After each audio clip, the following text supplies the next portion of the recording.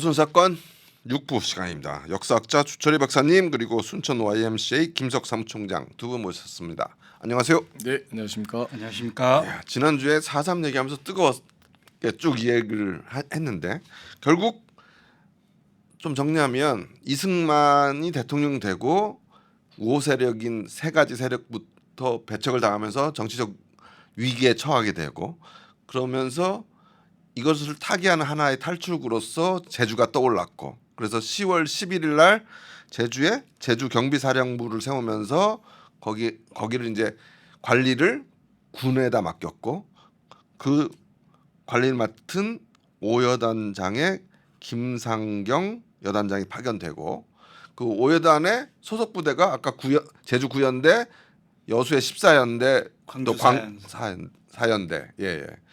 이러면서 그러니까 여기까지 지난주에 얘기를 했고요. 그래서 이제 10월 19일 날 그 14연대에 제주로 출동하라는 명령이 떨어진 거고 당시 연대장이 제주 9연대에 있었던 김익렬 중령 당시까지는 중령인 거죠. 아니요. 대령으로 그러니까 이제 올라갔어요. 14연대 연대장이 당시 10월 19일에는 김익렬 대령이 아니죠. 중령이 아니에요. 예, 중령이 아닙니다. 아니에요? 예. 아니 그 전에 14연대 왔잖아. 예. 박진경이라고 하는 예. 그 제주에 그 김익렬 대령이 4월 28일 날 있었던 그 평화협정 예. 김달삼과의 예. 평화협정이 5월 1일 오라리 사건으로 이렇게 되면서 그 이상하게 되면서 그 책임을 지고 5일 날 육지로 나가게 되죠. 김익렬 그죠? 중령이 그러다 이제 박진경 중령이 제주로 온 와서 거. 예. 잔혹하게 그 제주 도민들을 체포하고 굉장히 강력하게 이걸 하다가 진압하려고 하다가 한 달 만에 암살되고. 한 달 만에 당하고 예. 그 암살 당한 건으로 김익렬 대령이 수사를 받습니다. 예. 아 김익렬 예. 대령이- 그래서 14연대장을 끝까지 못하고 아 그래요. 그러니까 대단히 김익렬 대령 개인의 입장으로 놓고 보면 만약에 10월 19일 날 그 명령을 받았을 때 예. 그 시간까지 있지는 않았던 거죠. 아 10월 19일 당시에 그러면 그는 이제 김익렬 우리가 대령이 여기서 아니구나. 정리를 해야 될 예, 것이 예. 김익렬은 이제 5월 15일 정도 6월 15일 정도 14연대 연대장으로 옵니다. 네. 연대장으로 오고 이제 아까 6월 18일 날 예. 제주에서 박진경이 암살됐다고 했지 않습니까? 예. 네네. 그로부터 한 달 뒤에 박진경의 암살범이 체포됩니다. 네. 그 문상길 중인데요. 예. 이 문상길 중위를 사주했다라는 혐의를 이 김익렬이 받게 됩니다. 예. 그러면서 7월 15일 서울 육군본부로 이제 호출을 받습니다. 조사를 받는 예, 수사를 그렇죠. 호출이 쉽게 말하면 이제 압송이라 생각하시면 될 것 같습니다. 그러면서 14연대장에서 이제 물러나는 거죠. 아 그렇군요. 그래서 이게 실제 14연대 연대장으로는 한 달 정도 근무했습니다. 그러면 새로운 14연대 연대장은 누구예요? 그래서 이제 그 다음 연대장이 오동기라는 예. 이제 소령이 연대장으로 옵니다. 아, 그럼 이 오동기는 네. 당시 육군 장교들 중에서 특히 이제 이렇게 소령, 중령, 당시 우리나라 최고 높은 계급이 대령입니다. 아 그때는 별이 당시 없었구나. 우리나라가 예. 별을 단 것이 48년 12월입니다. 아, 그래요? 우리나라 첫 예. 별이 나오는 것이. 그러면 이제 대령이 최고 높은 계급이었는데 하여튼 대령, 중령, 소령 이런 급의 사람들 중에서 예. 광복군 출신이 없습니다. 그러니까 광복군이라 하면 항일을 독립군들 투장했던 예. 다들 일제 시기에 일본군, 만주군 이런 출신들이란 말이에요. 예. 근데 이 오동기 소령이 유일하게 광복군 출신의 군인입니다. 아 그래요. 예. 예. 그래서 오동기 소령이 부임을 합니다. 예. 이제 제 14연대 3대 연대장으로.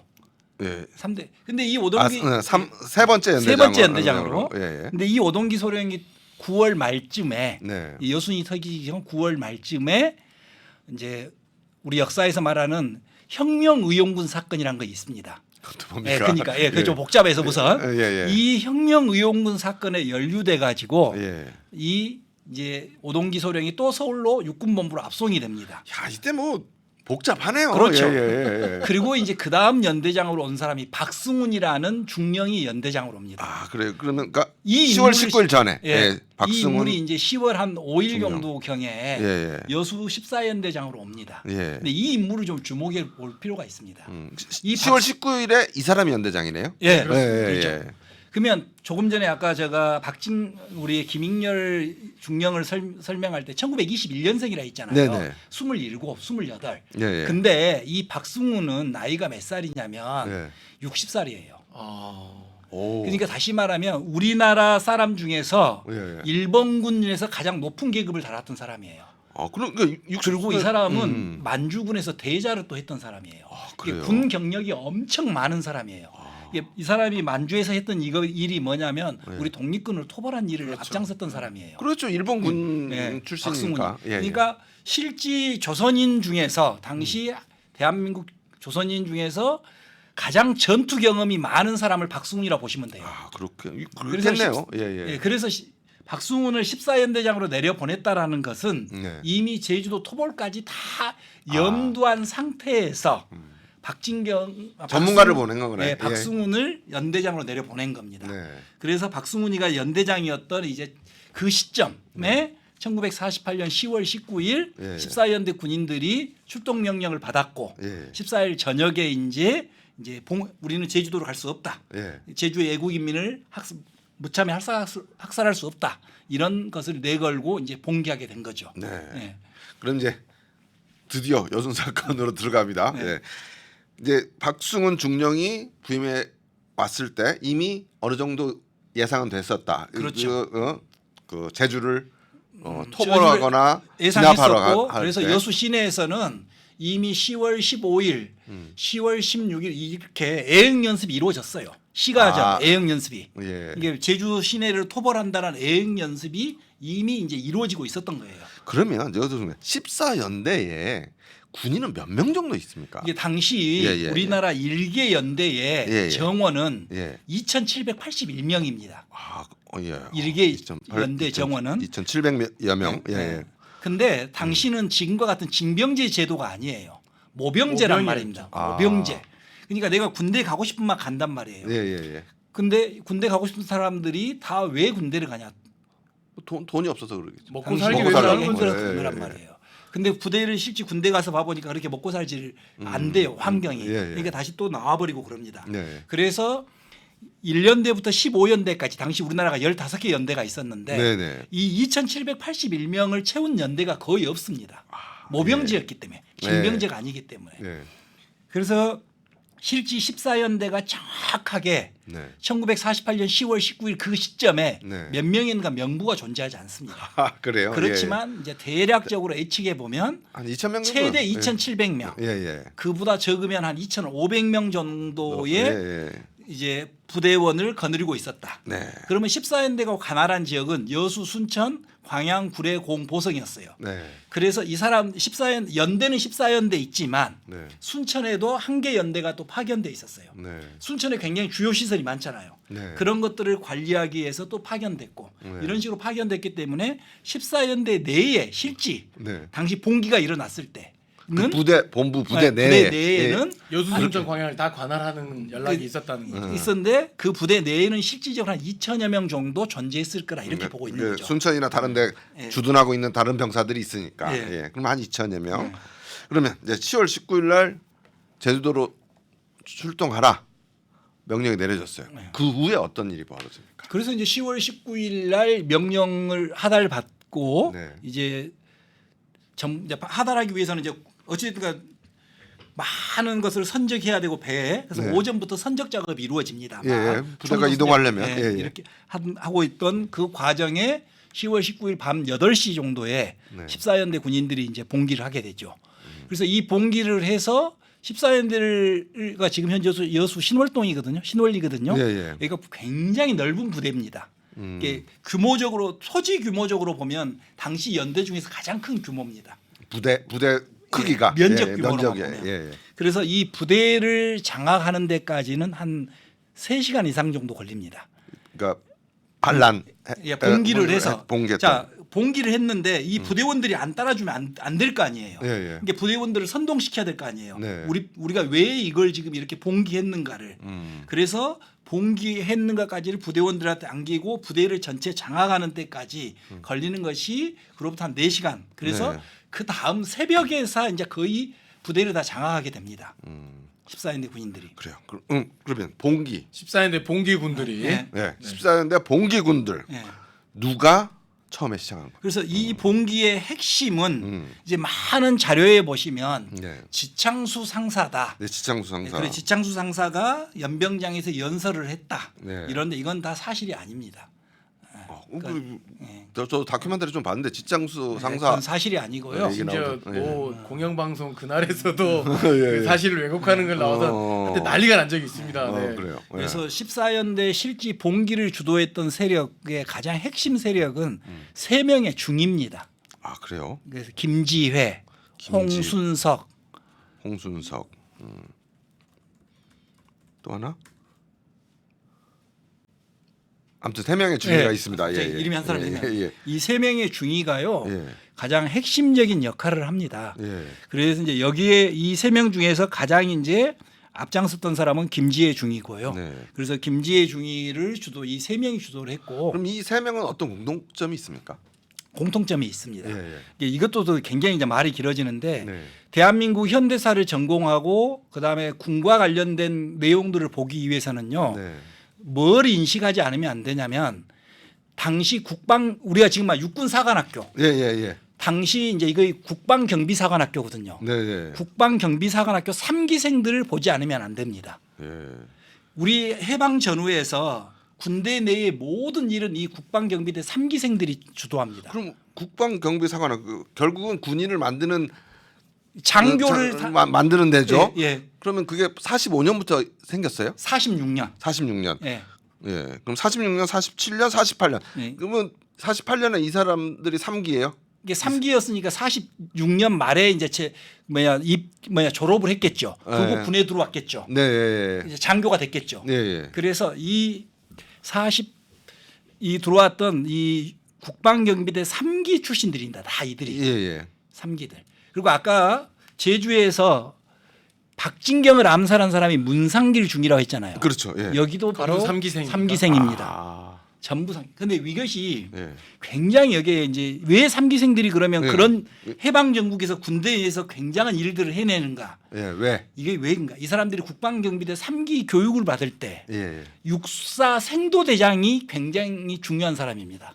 당시 오일균 소령이라고 이게 우리가 보통 지금도 육군에서 육사에서 생도대장이 있거든요. 그러니까 교관. 이 사람들을 가르치는 대장. 보통 예. 생도대장 그러면 예. 생도 중에서 누군가를 뽑은 사람이다 생각하는데 아니에요. 예. 모든 훈련을 주관하는 사람이 생도대장입니다. 육군사관학교 교장 같은 거죠. 예. 교장은 행정적 업무를 하는 것이고 전체 군사 훈련과 관련된 책임은 생도대장이 책임을 집니다. 그렇군요. 예. 예. 그래서 당시 이 국방경비대 3기 예. 이 훈련을 모두 주관했던 생도대장이 오일균 소령이라는 사람입니다. 오일균 이 소령. 오일균 소령이 민족주의자입니다. 완전한. 그 이분한테 영향을 받은 거네. 그렇죠. 그래서 아까 조금 전에 말했다시피 우리가 해방 정국에서 군대 내에서 굉장히 많은 일들이 벌어지고 이러는데 이걸 주도했던 세력들이 다 3기생들입니다. 그렇군요. 그러니까 이런 민족주의적 사고를 받았는데 제주 시민을 가서 학살하라고 하니 학살까지는 아니고 가서 했겠죠. 뭐 진압을 학살하라고 명령하라고 하는 것 자체가 그 밝혀진 문헌에 따르면 결국은 실세학가, 적으로 규정하는 거니까. 그렇죠. 예, 예. 학살로 보는 거를 그러니까 염두에 둔 거죠. 민족이 민족을 할 수 그렇죠. 없다라고 해서 이제 이 세 명 3기생들이 봉기를 해서 이제 이 3기생들이 주도를 해서 예. 부대 내에 한 40여 명의 그룹을 만들어서 봉기를 이제 일으키죠. 예. 그리고 이 40여 명이 이제 아까 부대를 장악하는데 예. 이제 그날 저녁을 보내는 것이고. 여기서 잠깐 지창수 상사는 왜 나오는 겁니까 그러면? 자 이제 여기서 예. 이제 바로 중요한 지점인데 예. 우리가 여순을 이야기하다 보면 항상 나오는 단어가 몇 가지가 있어요. 예. 그 중에 하나가 남로당 지령설이에요. 남로당이 예. 지령을 했다. 예. 그런 얘기 있죠. 예. 예. 근데 이 남로당이 남로당이 지령을 했고 지역에 있는 남로당과 14연대 남로당 세력들이 이것을 연합 계획을 수립해서 이걸 했다. 이것을 지금 이제 주장하고 있거든요. 지금 현재 우리가 결국은 공산주의 세력이 그렇죠. 뒤에 있었다라고 말하려고 하는 그렇죠. 거군요. 예. 그러면 이제 당시에 여수나 순천에 있었던 남로당과 이 군대의 남로당 세력 간의 어떤 연결을 하려고 있는 고리가 있어야 된단 말이에요. 네. 그러려면은 어떤 사람이 있어야 돼요? 이 지역 사람이 있어야 되는 거예요. 네. 근데 김지혜는 어디냐면 한경남도 항주 사람이에요. 아무튼 이 사람들은 그 육사 하갖고 온 사람들이고 온 사람들이니까, 지창수는 장교들이니까. 상사니까 지역에 있는 오래된 이 사람이다. 지창수는 어디 출신이냐면 지금 광주 광산구, 당시 전라남도 광산군 예. 출신이에요. 그리고 이 사람은 사연대에서 여수로 내려온 사람이에요. 아 광주 사연대. 예. 예. 그리고 이 사람은 하사관으로서 가장 높은 직급이 특무상사였어요. 아, 특무상사. 그렇죠. 특무상사가 제일 이 높죠. 특무상사가 뭘 담당하냐? 인사계예요. 인사. 아, 인사를 인사계. 담당해요. 예. 그러면 이제 그래서 여순이 발발하고 나서 1967년 전까지는 남로당 지령설이 나오지 않아요. 근데 67년에 남로당 지령설이 나와요. 네. 67년에 여순이 왜? 발발하고 18년이 지난 시점에 이제 남로당 지령설이 나오기 시작해요. 그럼 이 남로당 지령설을 만들려면 금방같이 남로당과 연관되어 있고 지역과 연결될 사람이 필요해요. 그 사람이 바로 누구냐면 지창수예요. 그렇군요. 지창수. 그래서 지창수 상사는 실질적으로 당시 봉기에 가담은 했어요. 네. 가담은 했는데 그러면 이제 우리가 어떤 행사를 주최한다면 각자 역할이 있을 거 아니에요. 네. 그 역할 중에서 아까 인사계라 했잖아요. 네. 그리고 하사관 중에 가장 높은 계급이라 했잖아요. 네. 그러니까 선동연설을 했던 건 맞아요. 아, 선동연설을 했구나. 근다에서 예. 금방같이 연병장에 나와서 연설하고 그런 것이 아니고요. 예. 그래서 이제 지창수는 그런 역할을 했을지언정 이걸 전체를 지휘하고 이런 건 아니다. 네. 근데 지창수를 계속적으로 언급한 이유는 바로 여순이 남로당 지령을 받은 거다. 알겠습니다. 남로당 지역 세력들과 이렇게 한 거다. 이렇게 만들어낸 거죠 지금. 네. 그렇게 하기 위해서 계속 지창수설을 만들어내고 있는 겁니다. 알겠습니다. 그래서 그게 이제 잘못됐다고 보시는 거고 세 명의 삼기생들 세 명의 중위가 이제 봉기를 주도했고 앞장서서 해서 이제 어떻게 부대를 장악했습니까? 그래서 이제 네.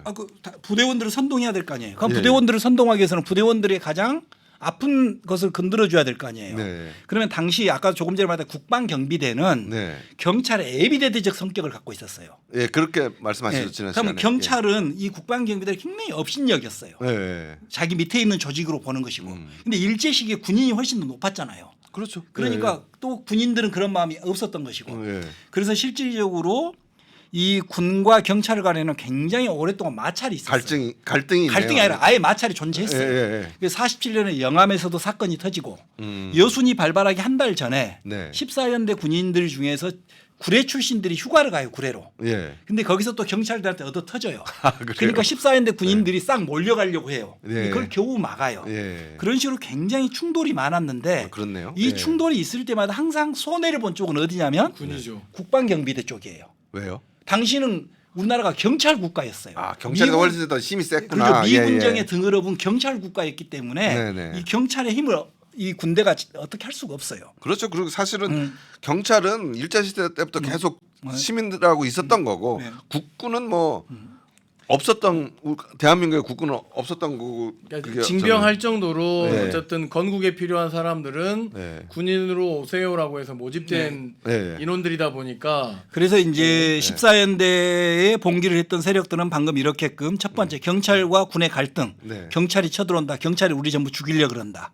그런 이제 그 불안을 자극한 거네. 당연하죠. 예. 두 번째는 아까 군인들이 왜 되려고 했었냐면 먹고 사는 문제였단 말이에요. 예. 처우적인 문제. 근데 부대 와서 실제 봐보니까 환경이 너무 안 좋아요. 예. 그 환경이 안 좋은 것 중에 하나 또 뭐였냐면 장교들이 전부 다 식량들을 미리 다 빼돌려버리고 이런 거예요. 예. 이런 거를 갖두고 부대원들을 선동을 해요. 아, 선동을 하긴 했네. 예. 당연히 선동해야죠. 예. 봉기를 했는데 예. 그래서 선동을 해서 하니까 이제 부대원들이 합세를 하게 된 거죠. 네. 그래서 부대원들이 장악되니까 20일 새벽 1시에 예. 이제 드디어 시내로 나가게 된 거죠.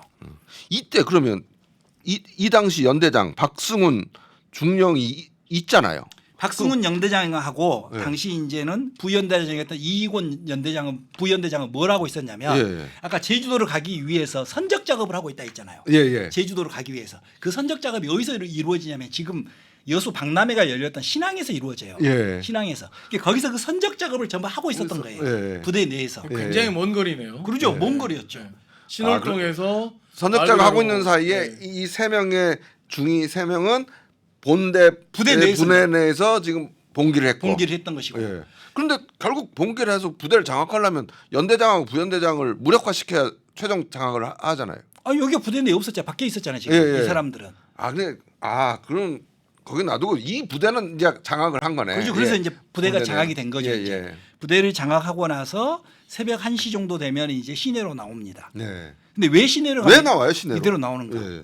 이들이 그러면 이제 그렇게 봉기를 마음을 먹었다면 예. 뭔가 봉기의 목적이 있을 거 아니에요. 예, 예. 목적이. 그리고 봉기를 어떻게 우리가 향후 어떻게 하겠다는 목적이 있을 거 아니에요. 예, 네. 그래서 이들은 제주도가 그랬던 것처럼 우리가 저 지리산을 통해서 우리가 원하는 세상을 위한 유격 투쟁을 벌여야 되겠다. 네. 그래서 지리산을 목표지로 정한 거죠.